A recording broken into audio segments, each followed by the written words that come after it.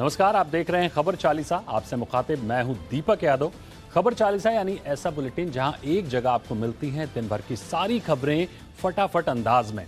तो शुरुआत होगी कारोबार की खबरों से, फिर राजनीति। बुलेटिन के दूसरे हिस्से में होगी राज्यों की बड़ी खबरें, स्पोर्ट्स, एंटरटेनमेंट के तड़के के साथ दुनिया जहान का हाल। तो शुरू करते हैं आज की खबर चालीसा। महीने के आखिरी दिन बाजार ने बड़ी गिरावट दर्ज की। फाइनेंशियल शेयरों में बिकवाली ने बाजार पर दबाव बनाया। कोरोना वायरस के बेलगाम मामलों ने दलाल स्ट्रीट का मूड बिगाड़े रखा।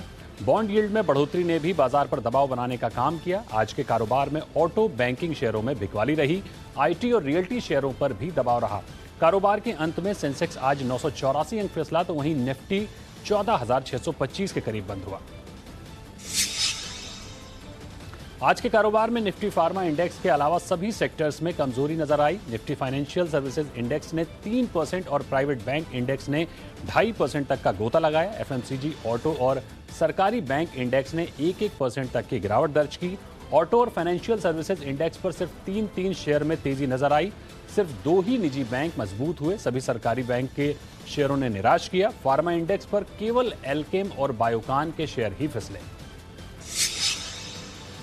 मार्केट रेगुलेटर सेबी ने कोरोना की दूसरी लहर के बीच कंपनियों को बड़ी राहत दी है। इसके तहत कंपनियों को मार्च तिमाही के नतीजे घोषित करने के लिए 45 दिन की छूट दी गई है। अब कंपनियां अपने सालाना नतीजे 30 जून तक जारी कर सकेंगी।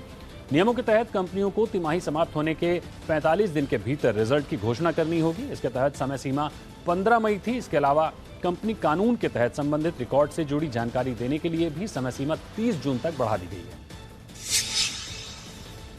यस बैंक मुनाफे से घाटे में आ गया है। जनवरी मार्च तिमाही में बैंक को 3,790 करोड़ रुपए का घाटा हुआ है। इस दौरान पिछले साल बैंक को 2,630 करोड़ का मुनाफा हुआ था।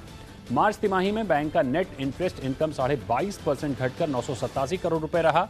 तिमाही आधार पर Q4 में बैंक का ग्रॉस एनपीए 15.36% से बढ़कर 15.41% पर पहुंच गया। इसी तरह यस बैंक का नेट एनपीए 4.04% से बढ़कर 5.88% पर पहुंच गया। इस दौरान सालाना आधार पर यस बैंक का नेट इंटरेस्ट मार्जिन 1.9% से घटकर 1.6% पहुंच गया। मार्च महीने में कोर इंडस्ट्रीज ग्रोथ के मोर्चे पर राहत की खबर है। मार्च महीने में 8 कोर इंडस्ट्रीज ग्रोथ 6.8% रहा। उसके पहले फरवरी में ये -3.8% रहा था, लेकिन 2020-21 के दौरान 8 कोर सेक्टर का ग्रोथ -7% रहा। कोर सेक्टर में कोल, क्रूड और इलेक्ट्रिसिटी समेत 8 सेक्टर शामिल हैं। इनकी आईआईपी में 40% हिस्सेदारी होती है। इंश्योरेंस रेगुलेटर IRDAI ने कोविड मरीजों के कैशलेस ट्रीटमेंट को लेकर बड़ा फैसला किया है। IRDAI ने बीमा कंपनियों से कहा कि कोविड कैशलेस ट्रीटमेंट क्लेम का फाइनल बिल बनने के बाद 60 मिनट के अंदर फैसला ले लिया जाए। इससे मरीजों के डिस्चार्ज में देरी नहीं होगी और अस्पताल का बेड इंतजार कर रहे दूसरे मरीजों को जल्द से जल्द उपलब्ध हो सकेगा। IRDAI ने दिल्ली हाईकोर्ट के आदेश के बाद बीमा कंपनियों को ये निर्देश दिए हैं। दिल्ली हाईकोर्ट ने 28 अप्रैल को कहा था कि इंश्योरेंस कंपनियां कोरोना के मरीजों के अस्पताल खर्च के बिल का क्लेम मंजूर करने में 6 से 7 घंटे का समय नहीं लगा सकती हैं। इससे मरीजों को डिस्चार्ज करने में देरी हो रही है। कोरोना महामारी को देखते हुए पेंशन रेगुलेटर PFRDA ने पीएस के तहत खाता खोलने के लिए ऑनलाइन आधार eKYC को मंजूरी दे दी है। अभी तक eNPS के तहत रजिस्ट्रेशन आधार ऑफलाइन, eKYC पैन या बैंक खाते के जरिए होता था। ऑनलाइन एनपीएस अकाउंट खोलने के लिए सब्सक्राइबर्स को eNPS पोर्टल पर जाना होगा। एनपीएस को जनवरी 2004 में सरकारी कर्मचारियों के लिए शुरू किया गया था। 2009 में इसे सभी कैटेगरी के लोगों के लिए खोल दिया गया। कोई भी व्यक्ति अपने कामकाजी जीवन के दौरान पेंशन खाते में नियमित रूप से योगदान दे सकता है। इस स्कीम में केंद्र सरकार, राज्य सरकार, निजी क्षेत्र के कर्मचारी और आम नागरिक भी निवेश कर सकते हैं।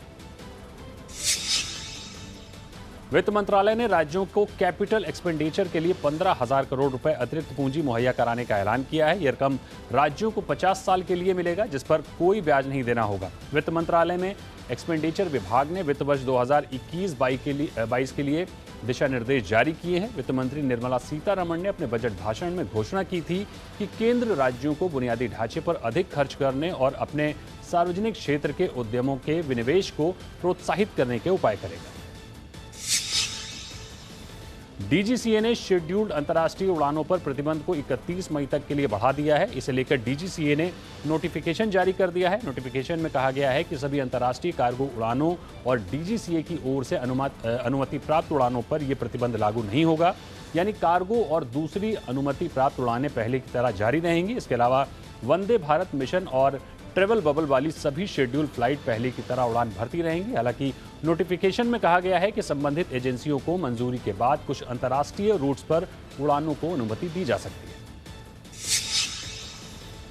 जी मीडिया ने लगातार खुलासा किया है कि किस तरह साउथ अफ्रीका के कारोबारी गुप्ता ब्रदर्स और जेट एयरवेज को खरीदने की कोशिशों में लगे मुरारी लाल जालान के बीच संबंध है। इन्हीं गुप्ता ब्रदर्स के खनन कारोबार में भ्रष्टाचार की जांच के लिए बने आयोग के सामने साउथ अफ्रीका के राष्ट्रपति सिरिल रामाफोसा ने गवाही दी।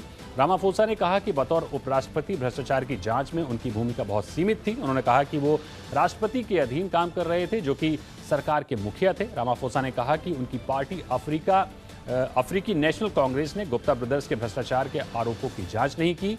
हालांकि रामाफोसा ने माना कि संसद के पास इस मामले में जांच की शक्ति और अधिकार थे और पार्टी को संसदीय जांच पर हामी भरना चाहिए था। गुप्ता ब्रदर्स के साथ करीबी संबंधों के आरोप पर भारी विरोध के बाद साउथ अफ्रीका के तत्कालीन राष्ट्रपति जैकब जुमा को इस्तीफा देना पड़ा था। प्रधानमंत्री नरेंद्र मोदी ने कहा है कि सरकार के सभी अंग एकजुट होकर कोरोना के खिलाफ जंग लड़ रहे हैं। कोरोना की मौजूदा स्थिति को लेकर आज मंत्री परिषद की बैठक हुई। बैठक वीडियो कॉन्फ्रेंसिंग के जरिए हुई, जिसकी अध्यक्षता पीएम मोदी ने की।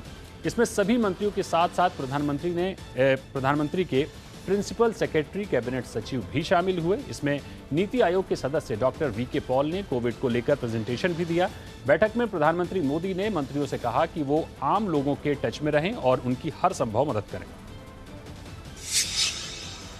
ऑक्सीजन और बेड्स की कमी को लेकर सुप्रीम कोर्ट ने गहरी चिंता जाहिर की है। आज सुनवाई के दौरान वैक्सीनेशन को लेकर भी सुप्रीम कोर्ट ने सवाल पूछे और केंद्र सरकार को निर्देश भी दिए। जस्टिस DY चंद्रचूड़ ने कहा कि निजी मैन्युफैक्चरर्स ये तय नहीं करेंगे कि किसे कितनी वैक्सीन दी जाए। कोर्ट ने पूछा कि वैक्सीनेशन के लिए निरक्षर और ऐसे लोगों के रजिस्ट्रेशन के लिए क्या व्यवस्था है जिनके पास इंटरनेट नहीं है।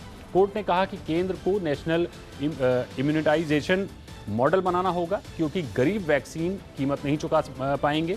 कोर्ट ने यह भी कहा कि दिल्ली की हकीकत यह है कि वहां ऑक्सीजन उपलब्ध नहीं है। गुजरात और महाराष्ट्र में भी यही स्थिति है। सरकार बताए कि इस स्थिति में कल से क्या बदलाव होगा।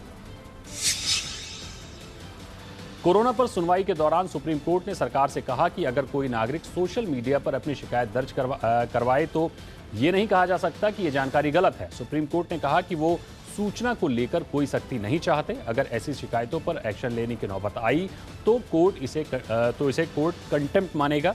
सुप्रीम कोर्ट ने केंद्र और राज्यों के DGP को आदेश देते हुए कहा कि अफवाह फैलाने के नाम पर कार्रवाई की गई तो अवमानना का मामला चलाएंगे। सुप्रीम कोर्ट ने केंद्र सरकार से पूछा कि दवाओं का प्रोडक्शन और वितरण सुनिश्चित क्यों नहीं हो पा रहा।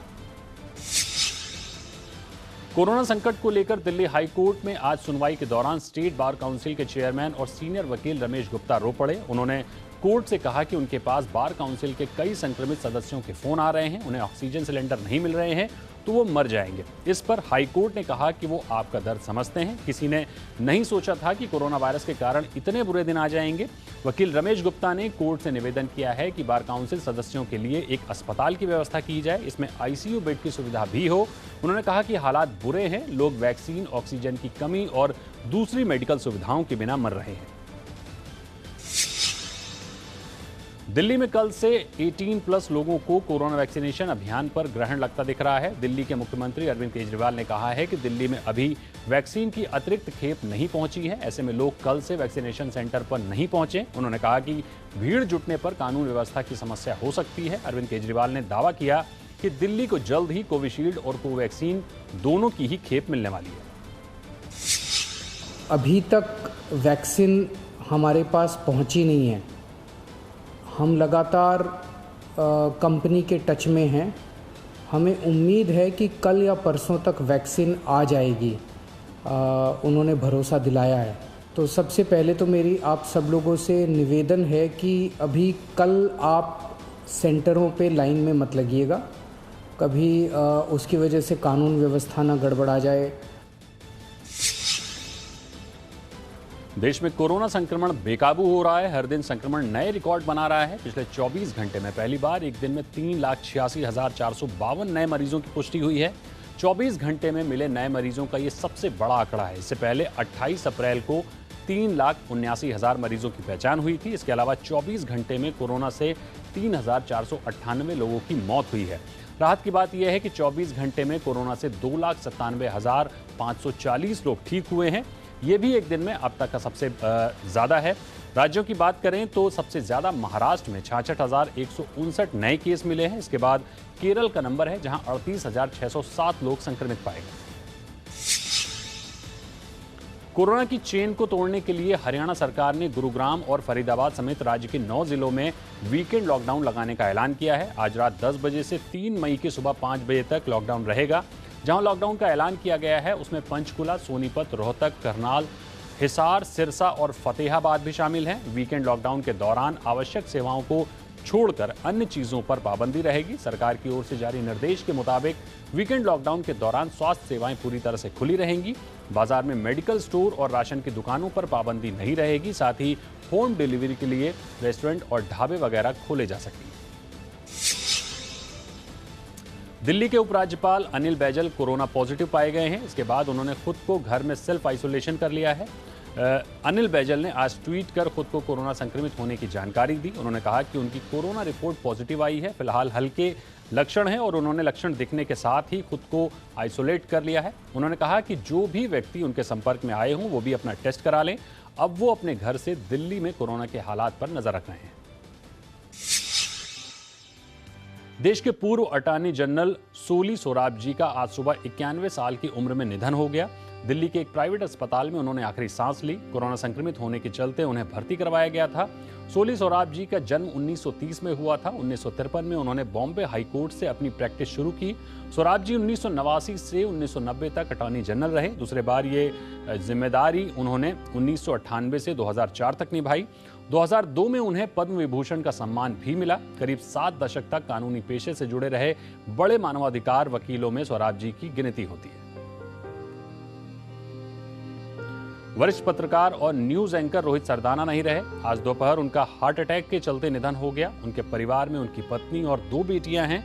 रोहित को कुछ दिनों पहले कोविड संक्रमण हुआ था, लेकिन वो उससे निकल रहे थे और सक्रिय थे। लेकिन कल रात तबीयत बिगड़ने के बाद उन्हें नोएडा के मेट्रो अस्पताल में भर्ती कराया गया, जहां हार्ट अटैक से उनका निधन हो गया।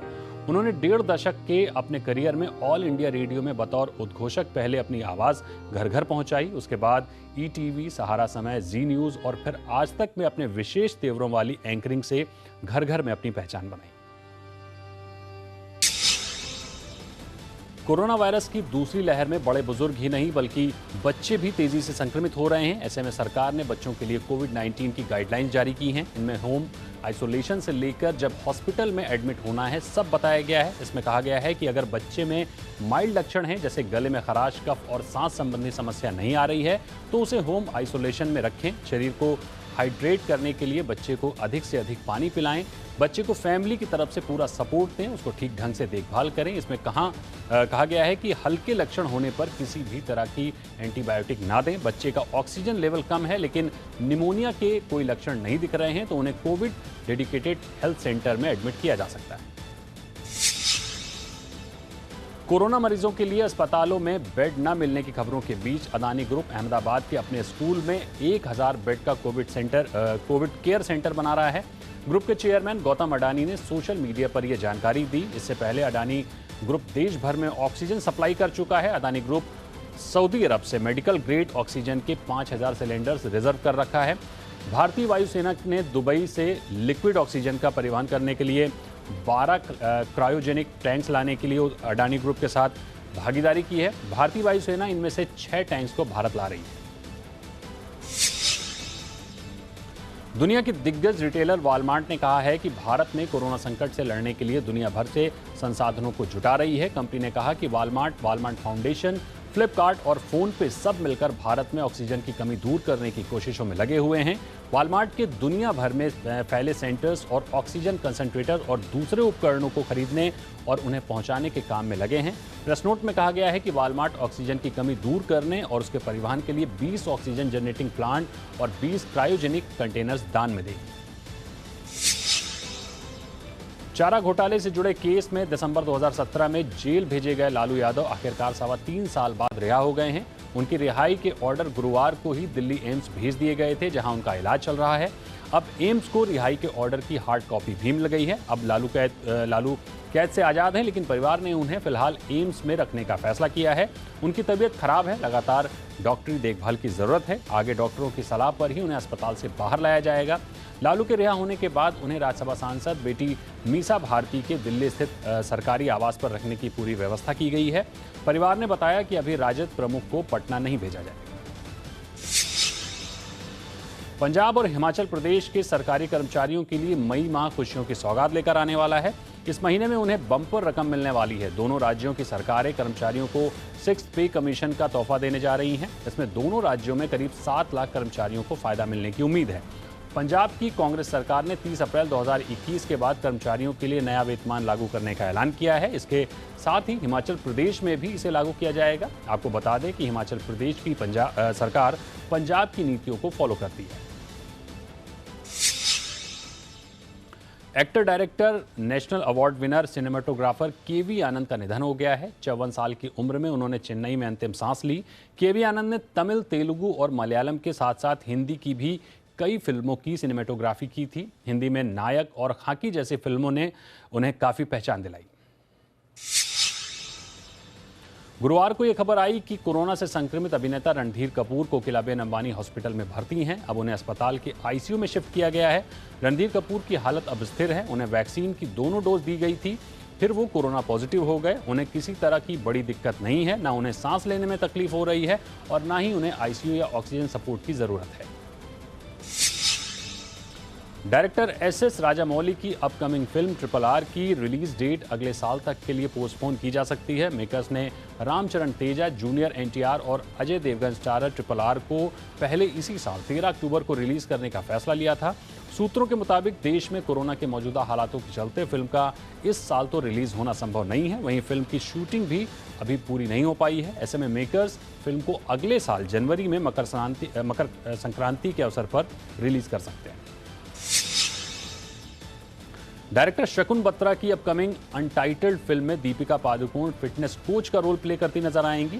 इस फिल्म में दीपिका के अलावा अनन्या पांडे, सिद्धांत चतुर्वेदी और धैर्य करवा भी मुख्य भूमिकाओं में नजर आएंगे। अनन्या पांडे फिल्म में दीपिका की बहन का रोल प्ले करेंगे। सिद्धांत फिल्म में दीपिका के और धैर्य अनन्या के लव इंटरेस्ट होंगे। इन चारों की रिलेशनशिप की कहानी ही इस फिल्म में दिखाई जाएगी। शकुन बत्रा जल्द ही फिल्म के टाइटल का ऐलान कर सकते हैं। सोनू सूद हाल ही में रियलिटी शो डांस दीवाने के सेट पर मेहमान बनकर पहुंचे। इस दौरान उनकी आंखों में तब आंसू आ गए जब एक गरीब परिवार ने उन्हें समय पर मदद पहुंचाने के लिए फरिश्ता कह दिया। दरअसल हाल ही में सोनू ने भारती नाम की गंभीर रूप से बीमार महिला को नागपुर से एयरलिफ्ट करवाते हुए हैदराबाद पहुंचाया था, ताकि उसे सही समय पर इलाज मिल जाए और वो बच जाए। शो में भारती के परिवार का वीडियो दिखाया गया, जिसमें उनकी मां इमोशनल हो गई और उन्होंने रोते हुए कहा, सोनू सर हमारे लिए फरिश्ता हैं। ये सुनकर सोनू सूद भी रो पड़े। Indian Premier League Royal Challengers Bengaluru और पंजाब किंग्स आमने सामने हैं। विराट कोहली की कप्तानी वाली आरसीबी की टीम अगर इन मैच को जीत हासिल करती है तो वो 12 अंक लेकर पॉइंट टेबल में फिर से टॉप पर पहुंच जाएगी। दूसरी ओर अभी 6ठे स्थान पर मौजूद लोकेश राहुल की कप्तानी वाली पंजाब की टीम के पास 4थे या 5वें स्थान पर आने का मौका है। लोकेश राहुल, मयंक अग्रवाल और क्रिस गेल जैसे धुरंधरों की मौजूदगी के बावजूद पंजाब का प्रदर्शन अच्छा नहीं रहा। कोरोना मरीजों की मदद के लिए अब क्रिकेट खिलाड़ियों ने भी मदद का हाथ बढ़ाया है। दिग्गज बल्लेबाज सचिन तेंदुलकर ने संकट के इस दौर में मिशन ऑक्सीजन नाम की संस्था को 1 करोड़ रुपए डोनेट किए हैं। ये संस्था अस्पतालों को ऑक्सीजन कंसंट्रेटर मुहैया कराती है।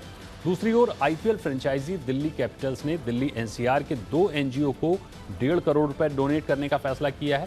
क्रिकेट खिलाड़ियों में भारतवासियों की मदद की पहल ऑस्ट्रेलियाई तेज गेंदबाज पैट कमिंग्स ने की थी।